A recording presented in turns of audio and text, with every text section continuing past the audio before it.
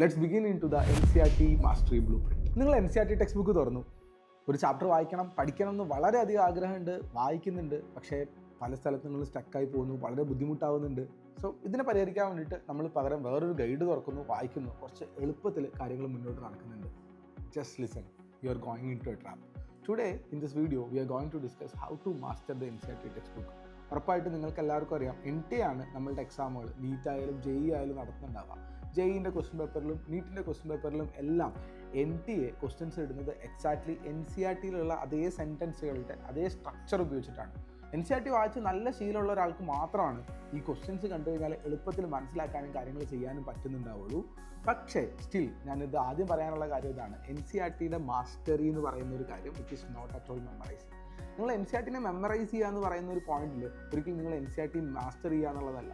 ഇന്നത്തെ വീഡിയോയിൽ നമുക്ക് ഡിസ്കസ് ചെയ്യാനുള്ളത് NCERT വായിക്കുന്ന സമയത്ത് നിങ്ങൾക്ക് ഉണ്ടാകുന്ന പലതരത്തിലുള്ള ട്രബിളുകൾ, പലതരത്തിലുള്ള ഇഷ്യൂസ്, നിങ്ങൾ അതിനൊക്കെ എങ്ങനെ നേരിടുന്നു അല്ലെങ്കിൽ എങ്ങനെ നേരിടാം എന്നുള്ളതിനെ പറ്റിയുള്ള കംപ്ലീറ്റ് ഗൈഡാണ്. NCERT വായിച്ച് മുന്നോട്ട് പോകുന്ന സമയത്ത് നമുക്കുണ്ടാകുന്ന ഏറ്റവും വലിയ പ്രശ്നം എന്താണെന്ന് അറിയാം, ഇതൊരു സൈക്കോളജിക്കൽ ആയിട്ടുള്ള കോഗ്നിറ്റീവ് ബയാസാണ്. നമ്മളൊരു ചിന്താവൈകല്യം എന്ന് പറയുന്നത് തന്നെ പറയാൻ വേണ്ടി പറ്റും. നമ്മളുടെ ആഗ്രഹം NCERT അടിപൊളിയായിട്ട് തറവായിട്ട് പഠിക്കുക എന്നുള്ളതാണ്. To be very precise, NCERT ഒന്നുകൂടി പെർഫെക്റ്റ് ആക്കി പഠിക്കുക, വളരെ കിടിലനായിട്ട് മുന്നോട്ട് പോകുക എന്നുള്ളതാണ് നമ്മൾ വിചാരിക്കുന്നുണ്ടാവുക.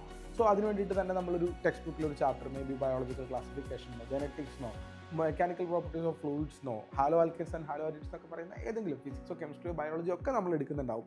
ഈ ഫിസിക്സ്, കെമിസ്ട്രി, ബയോളജി ഒക്കെ നമ്മൾ പഠിക്കുന്ന സമയത്ത് നമ്മൾ ഏറ്റവും ആദ്യം ഒന്നാമത്തെ പാരഗ്രാഫ് വായിക്കാൻ തുടങ്ങും. ഒന്നാമത്തെ പാരഗ്രാഫ് വായിക്കാൻ തുടങ്ങുന്ന സമയത്ത് അതിനകത്ത് ചില വാക്കുകൾ, NCERTനെ പറ്റി നിങ്ങൾക്ക് അറിയാലോ, അത് അത്ര സിമ്പിളായിട്ട് സ്ട്രെയിറ്റ് ഫോർവേഡ് ആയിട്ട് ഒരു ലാംഗ്വേജിലൊന്നും ആയിരിക്കും എഴുതിയിട്ടുണ്ടാവുക. ചില വാക്കുകളൊക്കെ നമുക്ക് കുറച്ച് കൺഫ്യൂസിങ് ആയിട്ടുള്ള വാക്കുകളുണ്ടാവും. So a student who ever, നിങ്ങൾ ചിന്തിക്കുന്ന ഏറ്റവും പ്രധാനപ്പെട്ട കാര്യം എന്ന് പറഞ്ഞാൽ I should understand all these things. എനിക്ക് ഈ കാര്യങ്ങളൊക്കെ മനസ്സിലാക്കിയതിന് ശേഷമേ മുന്നോട്ട് പോകാൻ വേണ്ടി പറ്റുള്ളൂ എന്നുള്ള രൂപത്തിലേക്ക് നിൽക്കും. And that student will take the dictionary. So here is A dictionary student. എന്താ ഈ കുട്ടിയുടെ ഉദ്ദേശം എന്താണെന്ന് അറിയോ? ബേസിക്കലി പറഞ്ഞു കഴിഞ്ഞാൽ ഫണ്ടമെൻ്റലി പെർഫെക്ഷനിസ്റ്റ് സ്റ്റുഡൻ്റ് ആണ്. ആ കുട്ടിക്ക് പെർഫെക്ഷൻ കിട്ടണം, എനിക്കിത് മൊത്തം മനസ്സിലാക്കണം. ഇവരുടെ ആഗ്രഹം എന്താണെന്ന് വെച്ചാൽ this is the thought, like 100% മനസ്സിലാക്കി എടുക്കുക എന്നുള്ളതാണ് നമ്മുടെ മനസ്സിലുള്ള തോട്ട് ഉണ്ടാവുക. ഈ 100% മനസ്സിലാക്കാൻ വേണ്ടിയിട്ട് നമ്മൾ ഡിക്ഷണറി എടുക്കും. മേ ബി പണ്ടൊക്കെ ആയിരുന്നു എന്ന് തോന്നുന്നു ഡിക്ഷണറി എടുക്കുന്നുണ്ടായിരുന്നത്. ഇപ്പോൾ ഡിക്ഷണറി എടുത്ത് ആ വാക്ക് കണ്ടുപിടിക്കുന്നതിനേക്കാളൊക്കെ വളരെ എളുപ്പത്തിൽ നമുക്ക് എന്ത് ചെയ്യാൻ വേണ്ടി പറ്റും, ഗൂഗിൾ എടുത്തിട്ട് കണ്ടുപിടിക്കാൻ വേണ്ടി പറ്റും. നേരെ ഫോൺ എടുക്കണം, ആ ഗൂഗിളിൽ നോക്കണം, അതിൻ്റെ ആൻസർ കണ്ടുപിടിക്കണം, എന്നിട്ട് മുന്നോട്ട് പോകാം എന്നുള്ളൊരു തോട്ടിലേക്ക് വെക്കും. What will happen finally? You definitely know that thing. ഇത് മുന്നോട്ട് നടക്കില്ല. And is it because of Google കാരണമാണോ? ഒരിക്കലും അല്ല നിങ്ങളോട് പറയുന്നുണ്ടാവുക. കാരണം എന്താണെന്ന് വെച്ചാൽ ഈ വാക്കുകൾ അണ്ടർസ്റ്റാൻഡ് ചെയ്യുക എന്നുള്ളത് നിങ്ങളെ സംബന്ധിച്ചിട്ട് initially it will take A long time. നിങ്ങളുടെ റീഡിംഗ് എന്ന് പറയുന്ന സാധനം നിങ്ങൾ ഈ 100% മനസ്സിലാക്കിയതിന് ശേഷം മാത്രം മുന്നോട്ട് പോകുള്ളൂ എന്ന് ചിന്തിക്കുന്ന സമയത്ത് നിങ്ങളുടെ റീഡിംഗ്, ഒരു ചാപ്റ്റർ എടുക്കാൻ വേണ്ടിയിട്ട് it will take 1 day for you. ചിലപ്പം ഒരു ദിവസം മുഴുവൻ എടുത്താൽ പോലും നിങ്ങൾക്ക് ഈ 100% എന്ന് പറയുന്ന സ്ഥലത്തേക്ക് നിങ്ങൾ എത്താത്ത സിറ്റുവേഷൻ വരുന്നുണ്ടാവും. നിങ്ങൾ ഒരുപാട് പ്രാവശ്യം അനുഭവിച്ചിട്ടുള്ള കാര്യമായിരിക്കും. ഇന്നത് അടിപൊളിയായിട്ട് ഈ ചാപ്റ്റർ പഠിക്കണം. മേ ബി ഒരു ചെറിയ ചാപ്റ്റർ ചെറുതായിട്ടായിരിക്കും ചെയ്യുന്നുണ്ടാവുക. നമ്മുടെ തോട്ട് എന്താണ്, 100% ആണ്. ഒരുപാട് സമയം നമ്മൾ ഇരുന്ന് മുന്നോട്ട് പോകുന്ന സമയത്ത് നമുക്കിത് കംപ്ലീറ്റ് ചെയ്യാൻ വേണ്ടി പറ്റില്ല. Because we need this kind of dictionary level of perfection. ഓരോ വാക്കുകളും മനസ്സിലാക്കി, ഓരോ ആശയങ്ങളും റെഡിയാക്കി, അതനുസരിച്ചിട്ട് മുന്നോട്ട് പോകാമെന്നുള്ളൊരു തോട്ടിലേക്ക് നമ്മൾ നിൽക്കുന്നുണ്ടാവും. So this is one road block. നമ്മൾ ഡെഫിനറ്റ്ലി അവോയ്ഡ് ചെയ്യേണ്ട ഒരു ബിഹേവിയറാണ്. You should not try to understand every reading, at least in the first round of reading. Round wise ആയിട്ടുള്ള ലെയറിങ്ങിനെ പറ്റിയിട്ട് നമ്മൾ ഡിസ്കസ് ചെയ്യാനുണ്ട്. We will discuss about that thing. And again അടുത്ത ഒരു തിങ് ആണ്, it's about the doubt road block. നിങ്ങൾക്ക് already അറിയുന്ന കാര്യമാണ്. നമ്മളിങ്ങനെ NCERT വായിക്കാൻ വേണ്ടി തുടങ്ങി, കുറച്ച് നേരം ഇങ്ങനെ മുന്നോട്ട് പോകുന്ന സമയത്ത് നമ്മളുടെ ഉള്ളിലേക്ക് എന്ത് വന്നു, ഒരു ഡൗട്ട് ഉണ്ടായി വന്നു. അതെന്താ അങ്ങനെ, ഇതെന്തുകൊണ്ട് ഇങ്ങനെ സംഭവിച്ചില്ല, ഈ ബാക്ടീരിയ എന്താ ഇങ്ങനെ പെരുമാറുന്നത്, ഈ ഫോഴ്സ് എന്താ തിരിച്ച് ഇങ്ങോട്ട് വരാത്തത്, ഈ റിയാക്ഷൻ എന്താ ഈ ഡയറക്ഷനിൽ നടക്കുന്നത് എന്നുള്ള രൂപത്തിലൊരു ഡൗട്ട് ഉണ്ടായി വന്നു. ആൻഡ് നമുക്ക് മിക്കവാറും ഒക്കെ നമ്മളുടെ ഉള്ളിൽ വീണ്ടും ഈ ഒരു തോട്ട് ഉണ്ടായി വരും. ദാറ്റ് ഈസ് ദ 100% തോട്ട് എന്ന് പറയുന്ന തോട്ട് ഉണ്ടായി വരും. 100% തോട്ടുള്ള ഒരാൾക്ക് നമ്മൾ ആലോചിക്കുമ്പോൾ ഡൗട്ട് വെച്ചിട്ട് എങ്ങനെ മുന്നോട്ട് പോകുന്നുള്ള കാര്യം. Listen, here is very very important thing. NCERT ഒരു മനുഷ്യനല്ല, NCERT ഒരു ടെക്സ്റ്റ് ബുക്കാണ്. അപ്പോൾ എന്താ പ്രശ്നം, ടെക്സ്റ്റ് ബുക്കിൻ്റെതായ ഓർഡറിലാണ് എഴുതി വയ്ക്കുക. NCERTയുടെ ഓതേഴ്സ് ചെയ്തു വെച്ചിട്ടുള്ള ഏറ്റവും പ്രധാനപ്പെട്ട കാര്യം എന്ന് പറഞ്ഞു കഴിഞ്ഞാൽ, ഒരു പാരഗ്രാഫിൽ ഒരു ഡൗട്ട് വന്നു കഴിഞ്ഞാൽ ഈ ഡൗട്ടിൻ്റെ ചോദ്യം ഒരു പാരഗ്രാഫിൽ ചോദിച്ചിട്ട് ഒരു 2-3 പാരഗ്രാഫിനപ്പുറം നെക്സ്റ്റ് പാരഗ്രാഫിൽ, മേ ബി നിങ്ങൾ എങ്ങനെ ആലോചിച്ചാൽ മതി, നെക്സ്റ്റ് പാരഗ്രാഫ് നിങ്ങൾ വായിക്കുന്ന സമയത്ത് അതിൻ്റെ ഉള്ളിൽ നിങ്ങൾക്ക് തോന്നിയ ഈ ഡൗട്ടിൻ്റെ answer കിടപ്പുണ്ടാവും. Exactly, you just try any chapter you read, initially they will state a statement. ഇത് ഇങ്ങനെയാണ്, ഇങ്ങനെ സംഭവിക്കുമെന്ന് നിങ്ങൾക്ക് അറിയില്ലേ എന്ന് ചോദിക്കും. അപ്പോൾ നമ്മൾ ഇല്ല എനിക്കറിയില്ല ഇതെങ്ങനെയാണ് ഇങ്ങനെ വന്നതെന്നുള്ള കാര്യം നമുക്ക് അറിയില്ല എന്നുള്ള രൂപത്തിലേക്ക് നിൽക്കും. പക്ഷേ അതിൻ്റെ എക്സ്പ്ലനേഷൻസ് ടു ബി പ്രസൈസ് വളരെ സയൻറ്റിഫിക് ആയിട്ടുള്ള എക്സ്പ്ലനേഷൻസ് അടുത്ത പാരഗ്രാഫിൽ നിൽക്കുന്നുണ്ടാവും. And some students what they will be telling, അവർക്ക് ഇങ്ങനത്തെ ഡൗട്ട് വന്നു കഴിയുമ്പം അവരുടെ റോഡ് മുന്നോട്ടുള്ളത് ബ്ലോക്കായി നിൽക്കും, അവർക്ക് മുന്നോട്ട് പോകാൻ വേണ്ടി പറ്റില്ല. They will try to solve this doubt right now. ഈ ഡൗട്ട് ഇവിടെ വെച്ചിട്ട് സോൾവ് ചെയ്യാൻ വേണ്ടിയിട്ട് അവരുടെ ഡൗട്ട് സോൾവ് ചെയ്തിട്ട് തന്നെ മുന്നോട്ട് പോകുള്ളൂ എന്നുള്ള രൂപത്തിലേക്ക് അവരവിടെ സ്റ്റക്കായി നിൽക്കും. ഈ ഡൗട്ട് സോൾവ് ചെയ്യാൻ വേണ്ടി പോകുന്ന സമയത്ത് റീഡിങ് മുന്നോട്ടേക്ക് നടക്കുന്നുണ്ടാവില്ല. സോ വാട്ട് ടു ഡു, വളരെ സിമ്പിളാണ്. ഈ ഡൗട്ട് ഇവിടെ ഉണ്ടായിക്കോട്ടെ, ആ ഡൗട്ട് അവിടെ വെച്ചിട്ട് മുന്നോട്ടേക്ക് റീഡ് ചെയ്ത് പോകുക എന്നുള്ളതാണ് ഏറ്റവും ഇമ്പോർട്ടൻ്റ് ആയിട്ടുള്ള കാര്യം. And wait for the next paragraph to come. അടുത്ത പാരഗ്രാഫിൽ അതിൻ്റെ അടുത്ത പാരഗ്രാഫിലേക്ക് എത്തുമ്പോഴത്തേക്ക് നമുക്ക് ആ സാധനങ്ങൾ മനസ്സിലാവും. ഇനി ഈ റൗണ്ട് ഓഫ് ലേണിംഗിൽ നമ്മളുടെ ഈ ഡൗട്ട് മനസ്സിലായിട്ടില്ല, ഈ ഡൗട്ട് നമുക്ക് ക്ലാരിഫൈഡ് ആയിട്ട് വരുന്നില്ല എന്ന് വിചാരിച്ചു, that's perfectly fine and perfectly okay. നിങ്ങൾ ഒരു കാരണവശാലും അതിനകത്ത് വറീഡ് ആവേണ്ട ആവശ്യമില്ല. ഇത് നമുക്ക് അടുത്ത റൗണ്ട് ഓഫ് റീഡിങ്ങിൽ, അടുത്ത റൗണ്ട് ഓഫ് ലേണിംഗിൽ ഈ ഡൗട്ട് നമുക്ക് ക്ലിയർ ആക്കാൻ ശ്രമിക്കാം. നമ്മുടെ ഫാക്കൽറ്റീസിൻ്റെ അടുത്തോ മറ്റു സ്ഥലത്ത് നോക്കാം. പക്ഷെ അതിന് വേണ്ടിയിട്ട് NCERT വായിച്ചുകൊണ്ടിരിക്കുന്ന സ്ഥലത്ത് സ്റ്റക്കായി നിൽക്കേണ്ട ആവശ്യമില്ല എന്നുള്ളതാണ്. So just understand that thing. There are some students and everybody, most of you including me, ഞാനും ഇങ്ങനെ തന്നെയായിരുന്നു. ഞാൻ വായിക്കുന്ന സമയത്ത് I wanted the meaning of every words. എല്ലാ വാക്കിൻ്റെ അർത്ഥങ്ങൾ എനിക്ക് വേണ്ടിയിരുന്നു. ഈ അർത്ഥങ്ങൾ കിട്ടാൻ വേണ്ടിയിട്ട് ഞാനൊരു ഡിക്ഷണറി സ്റ്റുഡൻ്റ് ആയിരുന്നു. I was taking the dictionary, looking for that thing.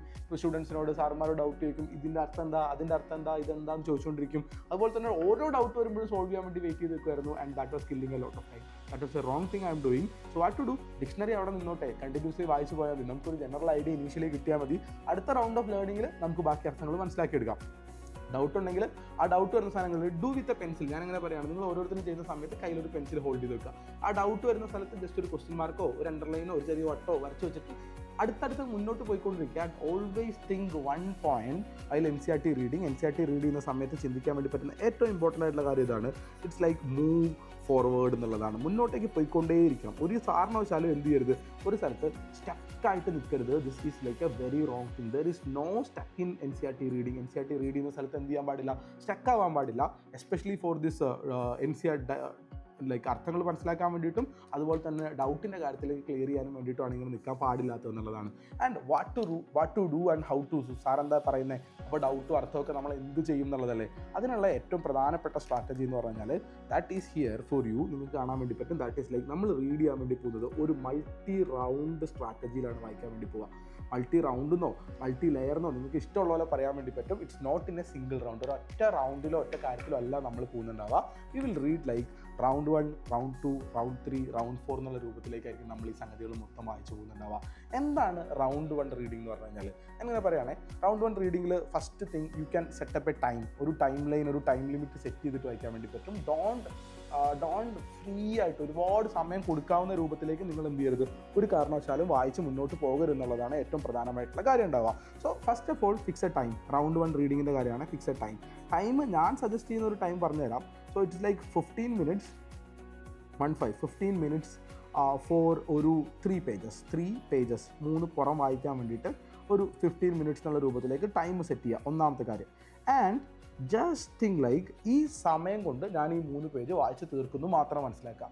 So എന്തോരം നിങ്ങൾക്ക് മനസ്സിലാവും, അധികമൊന്നും മനസ്സിലാവുന്നില്ല. You are going for the big picture. നിങ്ങൾ ഈ പോകുന്ന സാധനത്തിനകത്തുള്ള ബിഗ് പിക്ചർ എന്താണ്, അല്ലെങ്കിൽ ആ ചാപ്റ്റർ എന്താണ്, അതിൻ്റെ പ്രധാനപ്പെട്ട കാര്യങ്ങൾ എന്താണെന്ന് മാത്രം മനസ്സിലാക്കാനാണ് പോവുക. May be you will understand 40% of the content, or maximum you will be understanding 60% of the content. ബാക്കി 60%, ബാക്കി 40% കാര്യം നമുക്ക് ഈ റൗണ്ടിൽ മനസ്സിലാവില്ല. നമുക്കൊരു ജനറലി ഓക്കെ ഇന്നതാണ് ഈ പേജിൽ വരുന്നത് എന്നുള്ള രൂപത്തിലേക്ക് മാത്രം നിൽക്കും. ഒരു 15 മിനിറ്റ് സമയത്തിൻ്റെ അപ്പുറത്തേക്ക് നിങ്ങൾ ഒരു കാരണവശാലും എന്ത് ചെയ്യരുത്. ഈ സമയത്ത് ഇങ്ങനെ ആ ഒരു സ്പീഡ് കൊടുക്കും. ഇപ്പോൾ ഒരു പേജ് വായിക്കാൻ 5 മിനിറ്റ് എന്നുള്ള രൂപത്തിൽ നമ്മളിങ്ങനെ വായിച്ച് മുന്നോട്ട് പോവുക. So that is like A round 1 of study. ഈ റൗണ്ട് 1 ഓഫ് സ്റ്റഡിയിൽ നിങ്ങൾക്ക് എന്ത് മനസ്സിലാവുമെന്ന് അറിയോ, ഇതുപോലെ കുറേ ഡൗട്ടുള്ള ഏരിയാസ്, കൺഫ്യൂസിങ് ആയിട്ടുള്ള സാധനങ്ങൾ, ബാക്കി കാര്യങ്ങളൊക്കെ നമുക്ക് മനസ്സിലാവുന്നുണ്ടാവും. So just like you can easily ഭയങ്കര ഈസി ആയിട്ട് തന്നെ തീർക്കാൻ വേണ്ടി പറ്റും. ഇറ്റ്സ് ലൈക്ക് നമ്മൾ സാധാരണ ഇതിൽ NCERT ടെക്സ്റ്റ് ബുക്ക് ഒരു 20 പേജൊക്കെ ഉണ്ടാവുക, ഒരു ചാപ്റ്റർ ആവറേജ്, അല്ലെങ്കിൽ 15 പേജ് ഉണ്ടാവുക. ഒരു 75 മിനിറ്റ് അല്ലെങ്കിൽ 2 മണിക്കൂർ എടുക്കുന്ന സമയം കൊണ്ടൊക്കെ, 1.5 മണിക്കൂർ 2 മണിക്കൂർ കൊണ്ടൊക്കെ തന്നെ നമുക്ക് ഒരു ചാപ്റ്ററിൻ്റെ ഒന്നാമത്തെ റൗണ്ട് 1 റീഡിങ് നമുക്ക് അവസാനിപ്പിക്കാൻ വേണ്ടി പറ്റും. ആ സമയത്ത് നമുക്ക് അക്വയർ ചെയ്യുന്ന നോളജ് മിനിമത്തിൽ പിടിക്കാൻ വേണ്ടി പറ്റും. 40% ഓഫ് നോളജ് മാത്രമേ നമുക്ക് കയറുന്നുണ്ടാവുള്ളൂ. That is so fine. ഓക്കെയാണ്. And again it will be going for round 2. Round 2 പോകുമ്പോൾ സമയത്തോ റൗണ്ട് പോകുമ്പോഴും സെയിം സ്ഥലത്തിൽ തന്നെ നിൽക്കുന്നുണ്ടാവുക. അഗെയിൻ നമ്മൾ ടൈം ഫിക്സ് ചെയ്യും. സെയിം വേ തന്നെ ഒരു പേജ് വായിക്കാൻ വേണ്ടിയിട്ട് 5 മിനിറ്റെന്നോ 4 മിനിറ്റെന്നോ നമുക്ക് ഫിക്സ് ചെയ്യാൻ വേണ്ടി പറ്റും. ഒരു 10-12 മിനിറ്റ് കൊണ്ട് ഒരു 3 പേജ് വായിക്കണം എന്നുള്ള റേഷ്യോയിലാണ് നമ്മൾ പോകുന്നുണ്ടാവുക. And what will we will go for the gaps. ഉറപ്പായിട്ടും നമ്മൾ ആദ്യത്തെ റൗണ്ടിൽ വായിച്ച സമയത്ത് ഗ്യാപ്പ് കിട്ടിയിട്ടുള്ള ഏരിയാസിലാണ് നമ്മൾ ഫോക്കസ് ചെയ്യുന്നുണ്ടാവുക. എന്ന് പറഞ്ഞാൽ കുറേ ഇറ്റ്സ് ജിക്സോ പസിലൊക്കെ ഫോം ചെയ്യുന്ന പോലെ നിങ്ങളൊരു വലിയ ജിക്സോ പസിൽ നമ്മൾ ഫില്ല് ചെയ്യുന്നുണ്ടെങ്കിൽ ജിക്സോ പസിലിൻ്റെ ഓരോരോ കഷ്ണങ്ങളും എല്ലാം കൂടെ കിട്ടിയിട്ട് ഇത് ഫില്ല് ചെയ്യാൻ വേണ്ടി പറ്റുന്നില്ല. നമുക്ക് കിട്ടുന്ന കഷ്ണങ്ങൾ ചേർത്ത് വെക്കും. കിട്ടാത്ത കഷ്ണങ്ങളുണ്ട് എവിടെ നിന്നൊക്കെയാണോ കിട്ടുന്നത് അതൊക്കെ ചേർത്ത് വെക്കുക. കിട്ടാത്ത കഷ്ണങ്ങൾ നമ്മൾ പിന്നെ പതുക്കെ ശരിയാക്കി എടുത്തു പോകുന്ന രൂപത്തിലേക്കായിരിക്കും നമ്മളെ കാര്യങ്ങൾ ചെയ്യുന്നുണ്ടാവുക.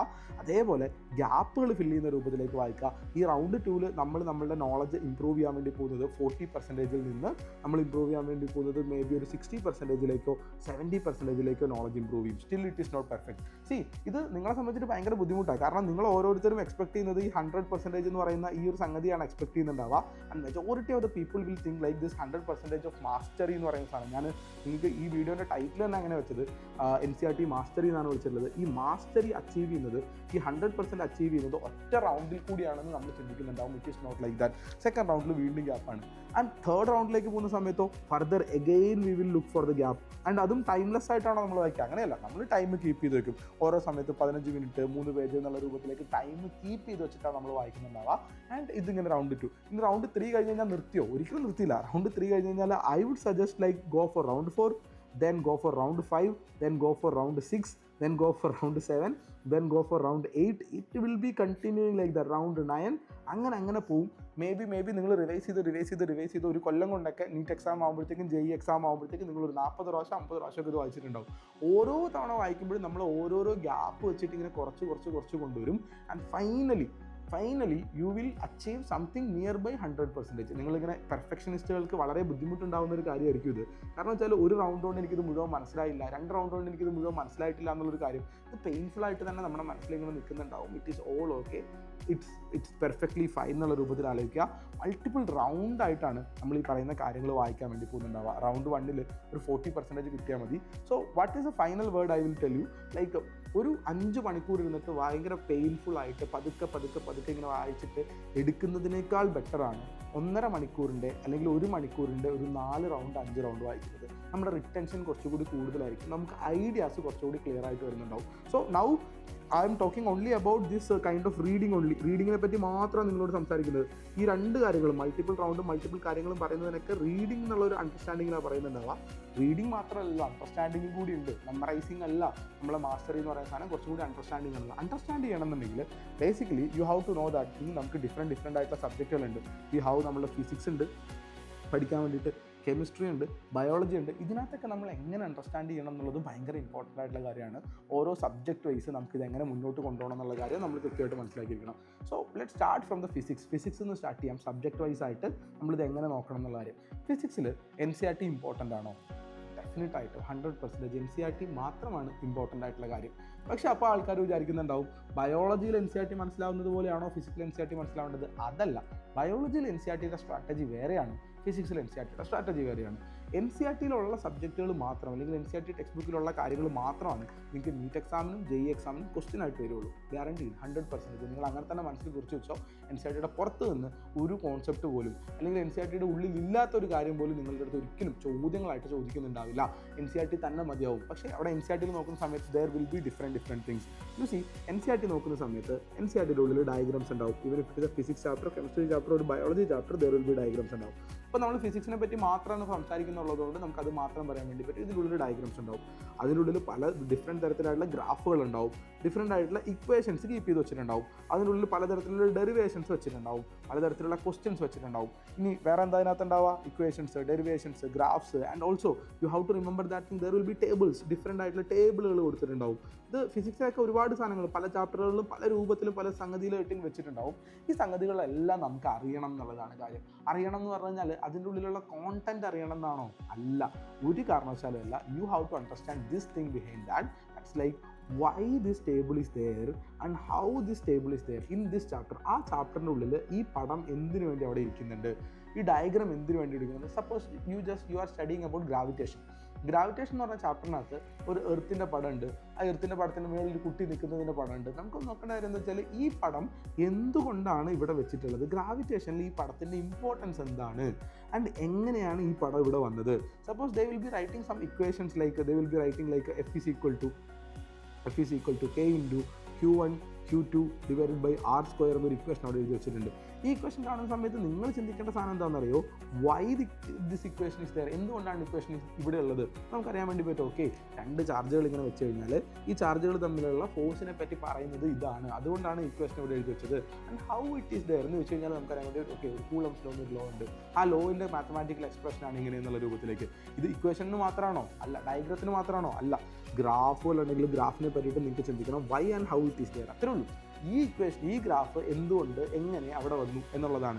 ആൻഡ് വേറൊരു ഇക്വേഷൻ, വേറൊരു ഡെറിവേഷൻ അവിടെ കിടക്കുന്നുണ്ട്. ഈ ഡെറിവേഷൻ എന്തിനാണ് അവിടെ കിടക്കുന്നത്? ചില സമയത്ത് നമുക്ക് തോന്നും ഈ എക്സ്പെരിമെൻറ്റിന് അവിടെ ഇപ്പോൾ യങ്സ് ഡബിൾ സ്ലിറ്റ് എക്സ്പെരിമെൻറ്റ് എന്ന് പറയുന്ന ഒരു സാധനം ഫിസിക്സിലുണ്ട്. യങ്സ് ഡബിൾ സ്ലിറ്റ് എക്സ്പെരിമെൻറ്റ് എന്തുകൊണ്ട് ആ ചാപ്റ്ററിൽ വന്നു, എങ്ങനെ ആ ചാപ്റ്ററിൽ വന്നു എന്നുള്ളൊരു കാര്യം നിങ്ങൾക്ക് അറിയണം. So that is A meaning of like എന്താ ട്രൂ മാസ്റ്ററി എന്ന് പറയുന്ന സാധനം. നമ്മൾ അവിടെ ഒരിക്കലും നമുക്കിങ്ങനെ പറയാൻ വേണ്ടി പറ്റും ഫിസിക്സിൻ്റെ കാര്യത്തിൽ വേർഡ് ബൈ വേർഡ് എന്ന് പറയുന്ന ഒരു കാര്യമില്ല.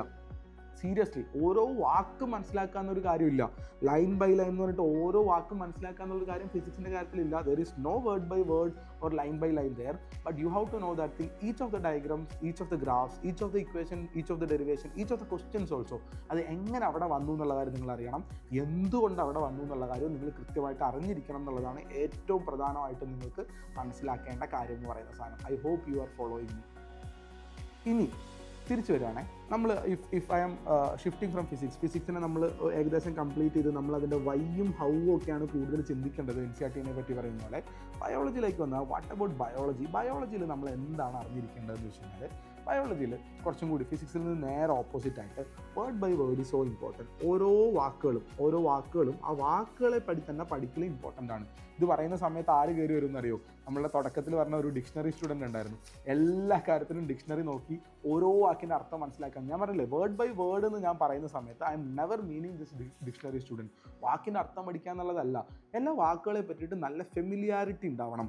എല്ലാ ലൈനുകളെ പറ്റിയിട്ട് നല്ല ഫെമിലിയാരിറ്റി ഉണ്ടാവണം. നമ്മൾ പലതവണ വായിച്ചിട്ടുണ്ടാവണം. It should be feeling familiar to you. ഭയങ്കര ഇമ്പോർട്ടൻ്റ് ആണ്. ഫെമിലിയർ ആയിട്ട് തന്നെ നിങ്ങൾക്കത് ഫീൽ ചെയ്യേണ്ട ആവശ്യമുണ്ട്.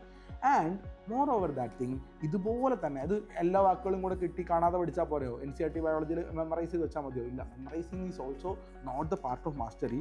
U have to understand that thing. ഇതിൻ്റെ ഉള്ളിലും ഇതേപോലെ തന്നെ ഉണ്ടാവുക. ഡയഗ്രാംസ് ഉണ്ടാവും, ടേബിൾസ് ഉണ്ടാവും, ഗ്രാഫ്സ് ഉണ്ടാവും, ഇക്വേഷൻസ് ഉണ്ടാവും. ചില പാട്ടിലൊക്കെ വളരെ ചെറുതാണെങ്കിലും ഡെറിവേഷൻസ് ഉണ്ടാവും, ഓരോ പാരഗ്രാഫുകൾ ഉണ്ടാവും. ഈ സാധനങ്ങളൊക്കെ എന്തുകൊണ്ട് എങ്ങനെ അവിടെ വന്നു? And also you have to see the process as a visual. കൃത്യമായിട്ട് തന്നെ വിഷ്വലൈസ് ചെയ്ത് കാണാൻ വേണ്ടി പറ്റണം. Suppose if I M talking about a topic that is known as DNA replication. നിങ്ങൾ അങ്ങനെ തന്നെ പറയാം കേട്ടോ. DNA റെപ്ലിക്കേഷൻ എന്ന് പറയുന്ന ഒരു ടോപ്പിക് ഉണ്ട്. നിങ്ങൾ ജനറ്റിക്സിലൊക്കെ വളരെയധികം കഷ്ടപ്പെട്ട് പഠിച്ചിട്ടുള്ളൊരു ടോപ്പിക്കായിരിക്കും.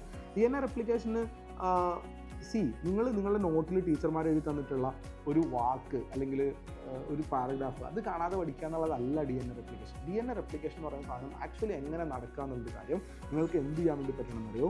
U have to visualise it. കൃത്യമായിട്ട് ഒരു ക്ലിയർ വിഷ്വൽ കാണാൻ വേണ്ടി പറ്റണം. കൃത്യമായിട്ടൊരു വിഷ്വൽ റെപ്രസെൻറ്റേഷൻ വേണം. എന്ന് വെച്ചാൽ DNA ഇങ്ങനെ നിൽക്കുന്നു, ഏതോ ഒരു സ്ഥലത്ത് ഒരു ഒറിജിൻ ഓഫ് റെപ്ലിക്കേഷൻ ഉണ്ട്, അവിടെ നിന്ന് അതിങ്ങനെ സ്പ്ലിറ്റായി വരുന്നു, റെപ്ലിക്കേഷൻ ഫോർക്ക് ഫോം ചെയ്യുന്നു, എൻസൈം വരുന്നു, സബ്സ്ട്രേറ്റ് വരുന്നു, അതിങ്ങനെ ഉണ്ടായി വരുന്നു, ഇപ്പുറ സൈഡിലേക്ക് ഉണ്ടാകുന്നു, ഒരു സ്ഥലത്ത് ലീഡിങ് സ്ട്രാൻഡ് വരുന്നു, ഒരു സ്ഥലത്ത് ലാഗിങ് സ്ട്രാൻഡ് വരുന്നു, ഇത് പിന്നീട് ഒട്ടിച്ചെടുക്കുന്നു എന്നൊക്കെ പറയുന്ന പ്രോസസ്സുകൾ ആ പാരഗ്രാഫ് ബൈഹാർട്ട് ചെയ്യാതെ ഇത് കുറച്ചുകൂടി വിഷ്വലൈസ് ചെയ്ത് കാണാൻ വേണ്ടി പറ്റണം. NCERTയിൽ word by word is important ആണ്. ഫോർ യു NCERTയിൽ word by word is important ആണ്, line by line is important ആണ്. But more than that thing I will tell you like there is need of a visual.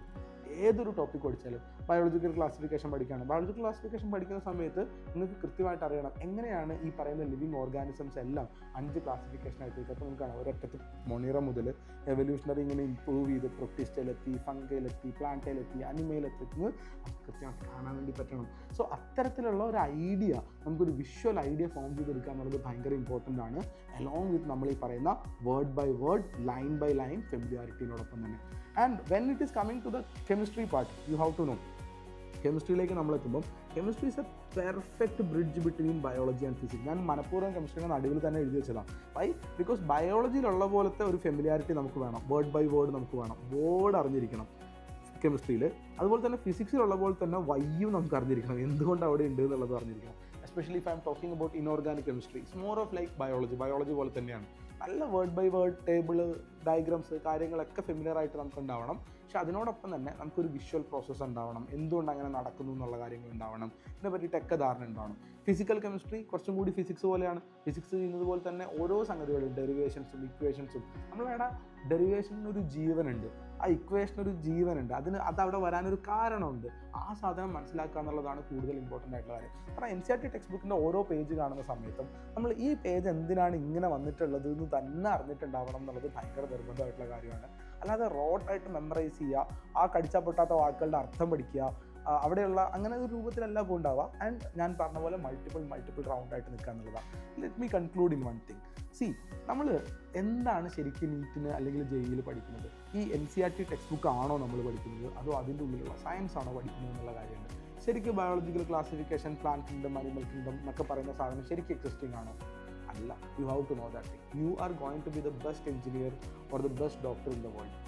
അവിടെ നമ്മൾ മനസ്സിലാക്കേണ്ട ഏറ്റവും important ആയിട്ടുള്ള science ആണ്. നമ്മുടെ NCERT ടെക്സ്റ്റ് ബുക്കിൻ്റെ ഉള്ളിൽ ഫിസിക്സിൻ്റെ ഉള്ളിൽ 28 ചാപ്റ്ററായിട്ടും കെമിസ്ട്രിയുടെ ഉള്ളിൽ 21 ചാപ്റ്ററായിട്ടും ബയോളജിയുടെ ഉള്ളിൽ ഒരു 34 ചാപ്റ്ററായിട്ടൊക്കെ വെച്ചിരിക്കുന്ന സംഗതി അത് റിയലി സയൻസാണ്. സയൻസിനെ പഠിക്കാൻ വേണ്ടിയിട്ട് കഷ്ണമാക്കിയിട്ട് ഇങ്ങനെ മുറിച്ച് വെച്ചിട്ടുണ്ടെന്ന് മാത്രമേ ഉള്ളൂ.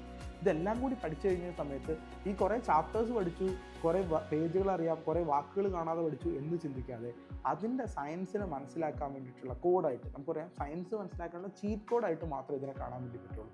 So NCERT mastery is mandatory. More than that thing സയൻസിലുള്ള നമ്മുടെ അണ്ടർസ്റ്റാൻഡിംഗ് ആണ് കുറച്ചും കൂടി ചെക്ക് ചെയ്യുന്നുണ്ടാവുക. ഇത് നിങ്ങൾക്ക് പറഞ്ഞു തരാൻ വേണ്ടിയിട്ട് ചിലപ്പോൾ കുറച്ചും കൂടി എന്തൂസിയാസമുള്ള ഇൻസ്പയറിംഗ് ആയിട്ടുള്ള ഒരു ടീച്ചർ നിങ്ങൾക്ക് വേണ്ടി വന്നേക്കാം. പക്ഷേ ആ ടീച്ചർ പറയുന്ന വാക്കുകൾ ഉപയോഗിച്ചിട്ട് നമ്മൾ ചെയ്യേണ്ട കാര്യം ബേസിക് ആയിട്ടുള്ള ഫണ്ടമെൻ്റൽ സയൻസ് ലേൺ ചെയ്യുക എന്നുള്ളത് തന്നെയായിരിക്കണം നമ്മൾ ചെയ്യേണ്ട കാര്യം ഉണ്ടാവുക എന്നുള്ളതാണ്. സോ NCERTനെ പറ്റിയിട്ട് നിങ്ങളുടെ അഭിപ്രായങ്ങൾ എന്താണ്? ഞാൻ പറഞ്ഞ പെർഫെക്ഷനിസ്റ്റ് ട്രാപ്പിലും നിങ്ങൾ വീണ് പോകാറുണ്ടോ? മൾട്ടി റൗണ്ട് സ്ട്രാറ്റജി നിങ്ങൾക്ക് അപ്ലൈ ചെയ്യാൻ വേണ്ടി പറ്റുമെന്ന് തോന്നുന്നുണ്ടോ? ഫിസിക്സിലും കെമിസ്ട്രിയിലും ബയോളജിയിലൊക്കെ നിങ്ങൾ എങ്ങനെയാണ് NCERTനെ, അതിലൂടെ നമ്മൾ സയൻസിനെ കാണുന്നത് എന്നറിയാൻ ആഗ്രഹമുണ്ട്. അടുത്ത കമൻറ്റ് ബോക്സിലേക്ക് നിങ്ങളുടെ അഭിപ്രായങ്ങളും ചോദ്യങ്ങളും നിർദ്ദേശങ്ങളും എല്ലാം തന്നെ കൊണ്ടോട്ടെ. ഇഷ്ടമായാൽ ലൈക്ക് ചെയ്യാനും നിങ്ങളുടെ ഒരു ഫ്രണ്ടിന് ഷെയർ ചെയ്യാനും മറക്കണ്ട. Will see you on another video. Thank you so much.